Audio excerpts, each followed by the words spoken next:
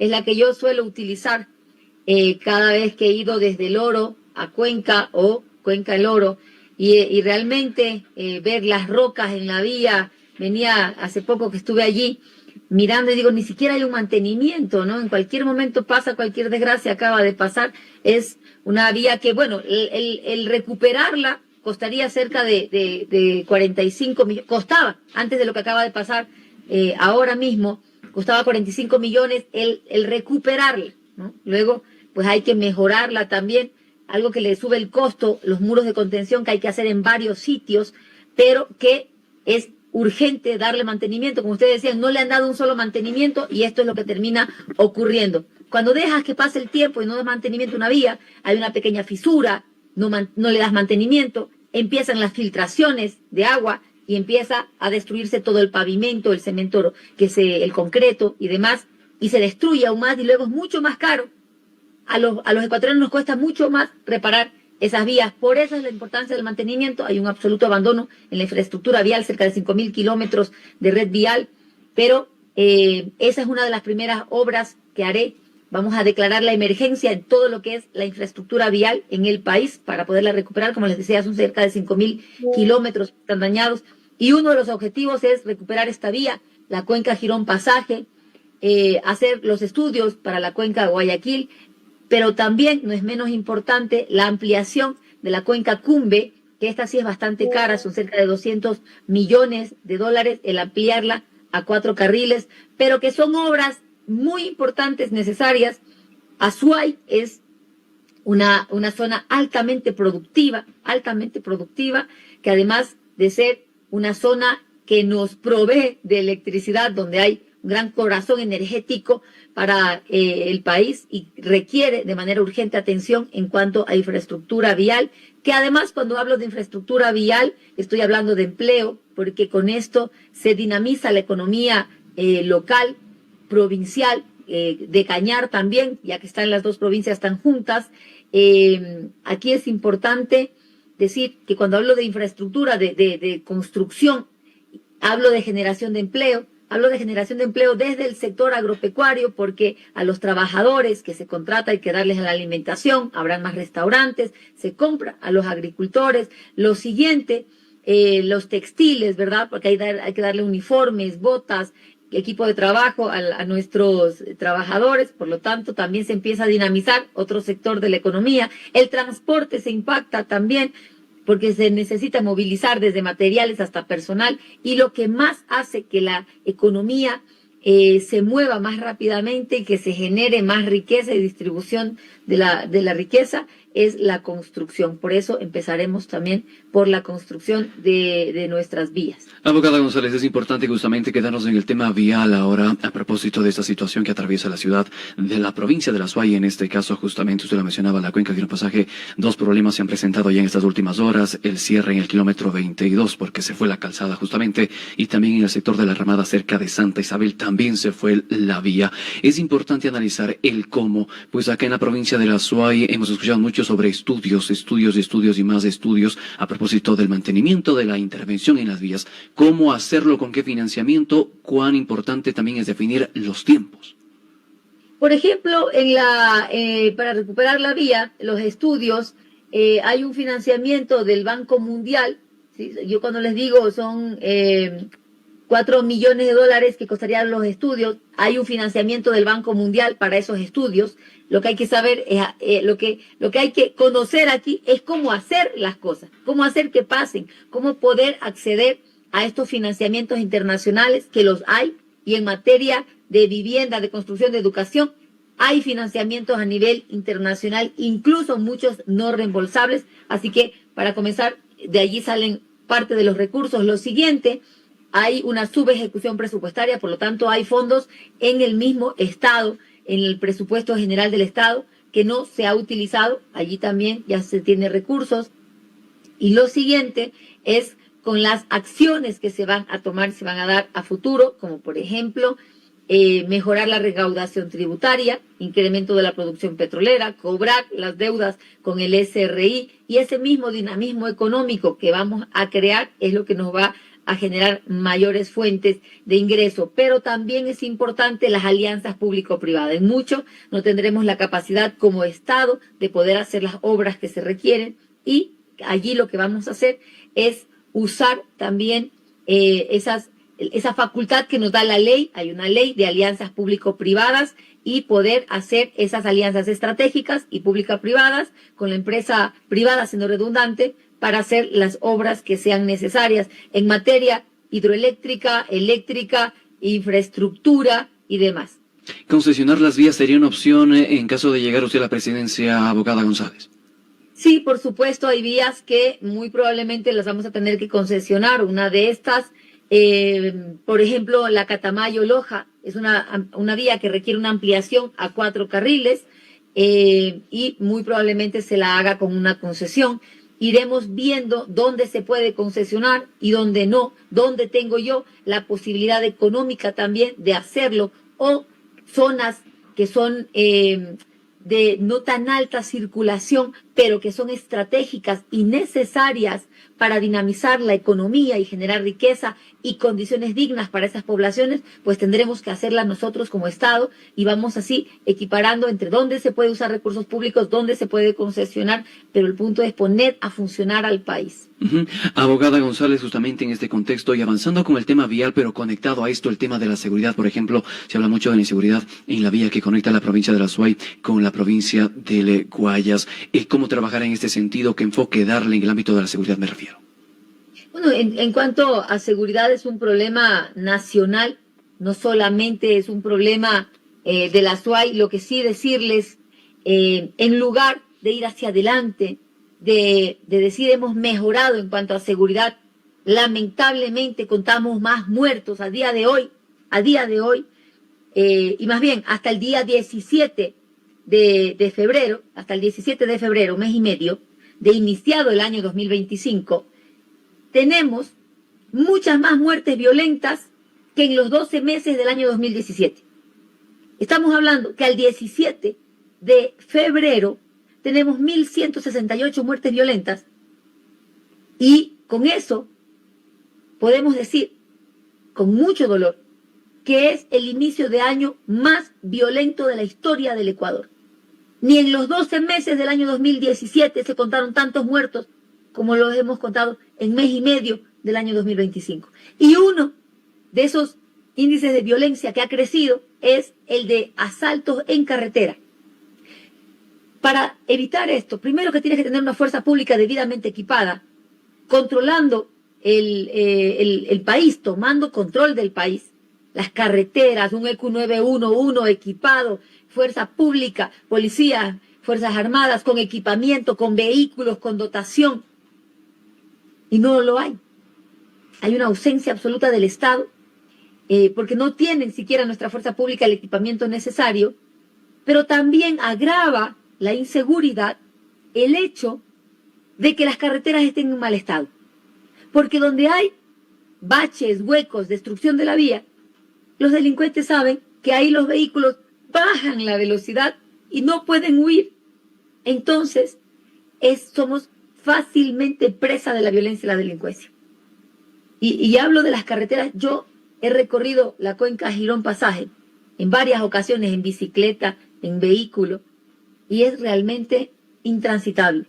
Y hay zonas donde las rocas están en media vía, que fácilmente alguien se esconde atrás de esas rocas y te sale con un arma y te baja de un vehículo, te puede secuestrar, etc. Por eso vemos que se han aumentado la violencia y por eso es que es urgente controlar la violencia y la inseguridad en el país. Yo les pido que reflexionemos sobre esto. En el año 2024, de la memoria frágil, en el año 2024, 2 hechos que supuestamente nos iban a dar seguridad a los ecuatorianos. El primero, la consulta popular. Consulta popular, cambios regulatorios, extradición, aumento de penas. Y dijeron que con eso íbamos a tener un país más seguro. Lo hicieron, ganaron las preguntas, cambiaron, hicieron todo lo que querían. ¿Acaso ustedes se han sentido más seguros? Les pregunto yo. No, ¿verdad? Lo siguiente, se hace el aumento del IVA. Aumento del IVA en 3 puntos, que lo que hizo fue meternos la mano en los bolsillos y quitarnos los pocos centavos que nos quedaban, porque todo se hizo más caro y afecta más a las familias más empobrecidas, nos aumentan estos 3 puntos al IVA. Y les vuelvo a preguntar, ¿se sienten más seguros? Contamos más muertos que en el año anterior. 2 hechos, la consulta popular y el aumento del IVA, supuestamente para darnos seguridad. Ninguno funcionó. Y hoy el presidente Noboa reconoce de manera no implícita, ¿no? Está implícito en sus decisiones que el plan Fénix ha fracasado, que no ha sido capaz de dar seguridad a los ecuatorianos. ¿Por qué digo que lo reconoce? Porque pide que vengan fuerzas extranjeras a controlar la seguridad en el país. Reflexionemos un poquito en eso. No se trata, sí, que vengan. No. Pensemos un poquito en eso. ¿Por qué un presidente? ¿Cuántos países en el mundo ocurre esto? Ni Colombia. ¿Por qué un presidente pide que venga fuerza extranjera a controlar la seguridad en el país? Porque reconoce que él no puede. Porque reconoce que fracasó. Porque reconoce que no existe el plan Fénix. Pero también atrás de eso está denigrando a nuestra fuerza pública. Está diciendo que las Fuerzas Armadas son incapaces de controlar el Estado, que la Policía Nacional es incapaz de controlar el Estado. ¿Pero qué policía y qué Fuerzas Armadas? Una policía y unas Fuerzas Armadas a las que no les ha dado el equipamiento, a las que no les garantizan ni siquiera el equipamiento para salir a las calles a patrullar porque no tienen ni vehículos. Entonces, ¿cómo pretende que la fuerza pública haga su trabajo si ellos también son padres, son madres, son hermanos, son hijos y los envían como carne de cañón? No les dan armamento, no les dan chalecos antibalas, no les dan vehículos, y cuando les dan vehículos no les dan gasolina o vehículos en mal estado. No hay sistemas de videovigilancia, no hay sistemas de inteligencia, no hay alta tecnología. Por supuesto que va a crecer la violencia si nuestra fuerza pública está totalmente en el abandono y pretende ahora sí traer a otros que hagan el trabajo. ¿No sería mejor que equipe el ECU 911, que equipe la fuerza pública, que le dé la dotación, que le dé vivienda fiscal, que les mejore el rancho, que les mejore su seguridad social, que les dé dignidad a nuestra fuerza pública, en lugar de tenerlas en el abandono como las tiene y decir ustedes no sirven para nada, que vengan otros? No, el que no sirve para nada, perdón la expresión, es el señor que pretende gobernar este país nuevamente, porque no ha sido capaz de dar una solución. Y de las ofertas de campaña que hizo todo lo contrario a lo que ofreció. ¿Qué se tiene que hacer? Tomar el control del país, pues. En Machala, la cárcel está en medio de la ciudad, ahí sí hay que hacer una nueva cárcel. Y sacar la cárcel donde está, la cárcel de Turi. La cárcel del Turi no puede ser una cárcel nacional, tiene que ser regional. Solamente para la regional 6. Solamente debe ser regional, no nacional. Y tomar el control de lo que está pasando en el país. Pero si el presidente está ausente, solamente él mismo. Vamos a ver por ahí. ¿Quién le da seguridad al presidente de la República? ¿Las Fuerzas Armadas? Únicamente, como dice las leyes. No, señor. Tiene seguridad privada, tiene seguridad extranjera. Y tercero, nuestra fuerza pública está supeditado a lo que ordenan civiles extranjeros. Es decir, él no confía en las Fuerzas Armadas. Él no confía en el profesionalismo de nuestra gente. Y yo ahí sí tengo que defender a nuestras Fuerzas Armadas porque yo he trabajado con ellos. A mí misma me han dado seguridad y me dan seguridad las Fuerzas Armadas. Cuando llegó a las Fuerzas Armadas, yo saqué a las personas civiles que me estaban dando seguridad. Porque en nadie confío más que en mis Fuerzas Armadas, que son profesionales, capacitados, gente que hace su trabajo con amor por la patria y que pretenden denigrarlos, trayendo extranjeros a que hagan su trabajo. Equípelos, fórmelos, capacítelos, mejórelos. Pero son los ecuatorianos de nuestras Fuerzas Armadas los capaces de dar la seguridad en el Estado y de la Policía Nacional también. Sin embargo, existe la propuesta desde el Gobierno Nacional en este mismo contexto, sobre este mismo tema, abogada González, de que se pueda reformar el artículo 5 de la Constitución para eliminar la prohibición de establecer bases extranjeras en el Ecuador. Y una posición que también hemos visto en redes sociales de el máximo representante de la Revolución Ciudadana, Rafael Correa. ¿Comparte usted este mensaje? Se ha pedido a la Asamblea Nacional que se analice este tema. ¿Cuál será la posición del Movimiento Revolución Ciudadana dentro de la Asamblea a propósito de esta petición? Mire, no he visto cuál es la posición del presidente Rafael Correa. En realidad no estoy mucho tiempo en las redes sociales. Voy a ver qué es lo que ha puesto. Pero seguramente vamos a coincidir los dos en la dignidad de nuestra fuerza pública, en la dignidad de nuestras Fuerzas Armadas, en el irrespeto que comete quien pretende gobernar 4 años más este país y que en 1 año y medio ha hecho un desastre total como gobierno y que reconoce que ha sido incapaz él, que necesita que alguien más venga a hacer su trabajo y que él mismo, insisto en esto, tiene para su protección, tiene civiles, tiene equipos de seguridad civiles, extranjeros, cuidándolo a él, a su esposa, a su familia.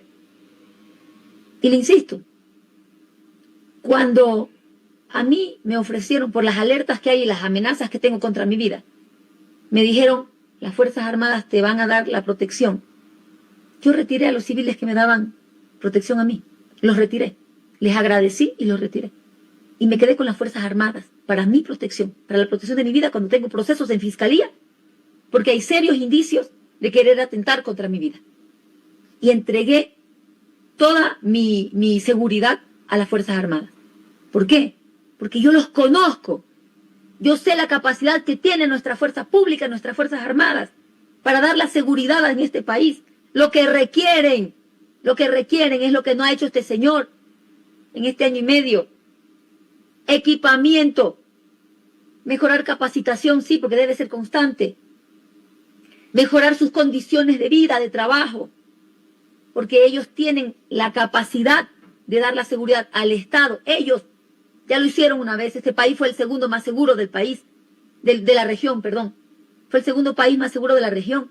Con ellos, con esa fuerza pública que hoy día Daniel Noboa desconoce y pretende hacer ver que no son capaces de darle la seguridad al Estado. Me indigna, porque los ecuatorianos sí valemos, porque los ecuatorianos sí somos capaces. Lo que pasa es que este jovencito nació en Estados Unidos, no se sabe el himno nacional, no entiende la importancia de nuestra fuerza pública, que ha defendido nuestro país, que ha defendido nuestras fronteras, que ha defendido esta patria con orgullo y con dignidad. ¿Pero qué va a saber él? ¿Qué va a saber de historia ecuatoriana?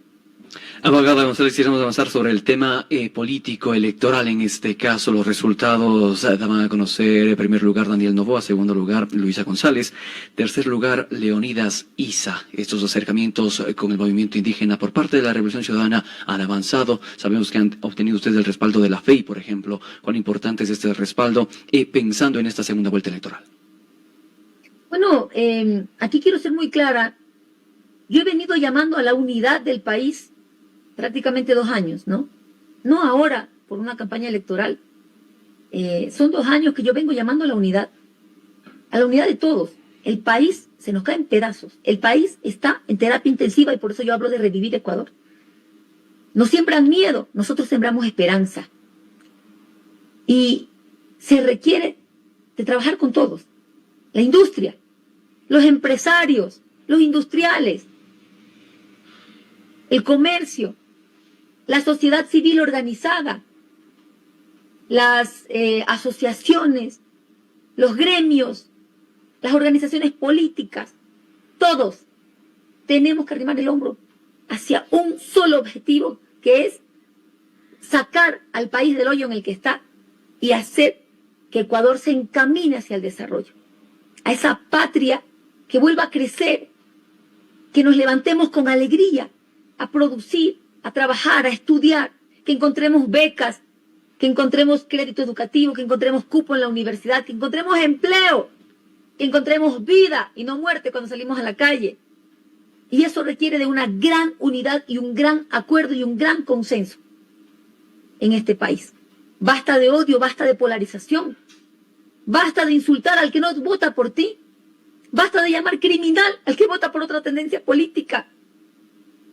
Que aquí todos somos hermanos. Esta es una sola patria, diversa, sí, maravillosa. Aquí somos pueblos y nacionalidades, montubios, afros, cholos, mestizos. Pero al final, de todos esos colores se pinta el Ecuador, se pinta la patria. Y para sacarla adelante se requiere liderazgo, capacidad y unidad para ir todos de acuerdo en que hay que poner a caminar el Estado ecuatoriano y generar empleo y generar condiciones dignas y que venga el turismo porque esta patria es maravillosa. Cuenca es una ciudad maravillosa, destino para jubilados. Cada vez que voy a Cuenca no puedo parar de decir qué linda ciudad que es. Ir y disfrutar su casco histórico. Su centro histórico es maravilloso. Qué lindo, qué bien conservado, qué limpia.